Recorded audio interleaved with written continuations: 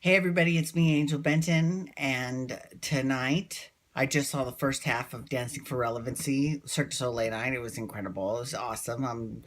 Uh, couple critiques, but we'll talk about that on Wednesday.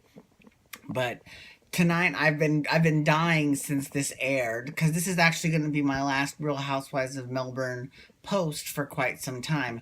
I haven't 100% decided what show I'm going to use to fill the gap. I mean, there's a billion other shows. I mean, right now Orange County and New Jersey Housewives are airing. There's a new show coming on with Reza.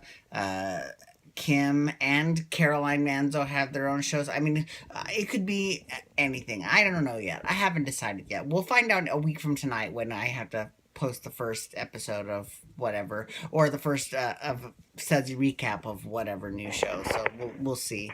But I want to talk about this reunion because this reunion was better than any other reunion. Now, there are some reunions that are great. There some of the New Jersey reunions have had some good moments. This most recent New York reunion had some lots of good moments.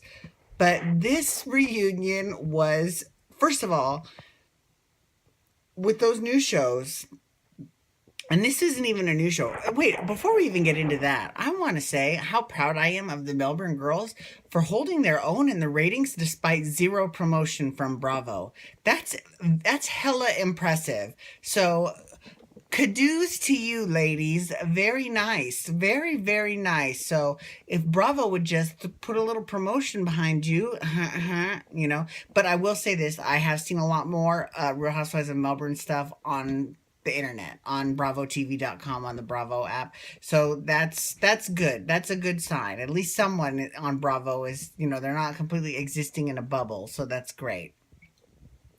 Okay, so this reunion, despite the fact that they had, all these other shows have 2 and 3 part reunions. This was just one shot. That's all they got. Kind of like a news show like Dallas or Potomac when this is actually their third reunion, but okay, whatever. The host, Alex Perry. Okay, so I didn't know who Alex Perry was. I'm not going to lie. I just thought, okay, he's not Andy, right? But he's famous in Australia and he's some sort of designer. So maybe he's like the Australian Tim Gunn. I need my Australian peeps to let me know. Message me, let me know how famous Alex Perry is, because I've seen people since I noticed that he refereed the Housewives reunions. I've noticed that I've seen his designs pop up on people on red carpets and things. So I know he is somewhat famous. So obviously they selected him for a reason. They didn't even have a reunion the first, from what I'm hearing, 2 seasons of Cheshire. I can't believe that. That's crazy. But anyways, so okay. So but even though this was just one show and it was an hour and a half, it packed everything into this reunion. You want moments? This moment is the quote of the night. This was the best. Janet, okay, screaming at Lydia, or she calls her Lydiot. Wait, I'm sorry. I know that this is going to sound really mean, but that was you gotta give it up to Janet. Lydiot. It's pretty impressive. Hashtag Lydiot. And I had no idea that there was an actual Twitter account called Slave Joanna. I'm following her now. She is hilarious. She is the greatest. The greatest. I love it. Okay. So anyways, it was great. So the moment of the night came when Janet has had it with Lydia and says, what did she say? She said, I asked you a question, you dumb fat bitch. Even Chica was like, okay, Janet, you're crossing the line. My mouth was on the ground. I was like, out of all people that it came from, Janet. Like, you kind of expect, maybe Gina to lose her shit. Well, no, you don't actually ever expect Gina to lose her shit because she's a barrister. I'm getting there. I'm learning the lingo. She's a barrister. Oh, here's another phrase I wanted to talk about too. Another phrase that I learned from watching The Housewives of Melbourne: gilding the lily. This is from the season 1 reunion. So, gilding the lily is when you kind of smooth things over to make things look a little bit better, to make them more palatable to someone. So instead of saying, you look like shit, you gild the lily and say, you've looked better. You know what I'm saying? Things like that. So I didn't know, I never used that phrase, but now I use that phrase all the time. I'm constantly saying gild the lily. And I know that it's probably hella offensive to Australians, but here in the United States, I use the word bogan all the time just because I think it's classier than saying white trash. That's just me. If I was in Australia, I would definitely think twice about using that word bogan because of the negative repercussions of it. But here in the United States, no one even knows what that word even means. So, anyways, here's the thing that kind of irritated me about the reunion, though, was they talked about the rumors that Lydia had been spreading, and the one thing they did not mention was the rumor about Chica. They mentioned the rumor. They just said Chica's family. They didn't say what the rumor was, though. So I did a little researching online to try and figure it out. Now, some people think that it might be because, her daughter, Chessie, who is hilarious, by the way, especially with Jackie. The two of them are pretty hysterical together. But Chessie had some issues with speeding, and she got a ticket, and that was a big scandal. I was like, are you fucking kidding me?